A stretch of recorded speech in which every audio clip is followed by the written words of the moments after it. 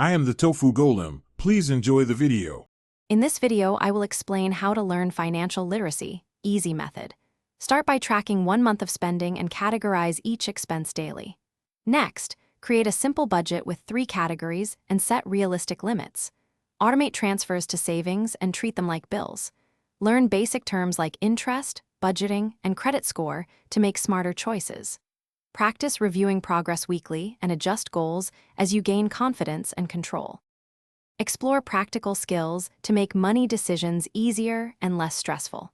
Start with understanding interest rates and compare loan offers before committing. Build an emergency fund that covers 1 to 3 months of essential expenses for stability. Use a basic app or spreadsheet to track balances, set milestones, and visualize progress. Regularly review recurring payments to cut waste and redirect savings toward high-priority goals. Adopt smart habits that compound over time and simplify decisions. Focus on paying down high-interest debt first and avoid new unsecured debt when possible. Define short-term goals like a 0-0 emergency cushion and long-term goals like retirement contributions. Get comfortable reading bank statements and checking your credit report monthly for errors. Small weekly reviews keep you on track and make budgeting feel manageable rather than overwhelming.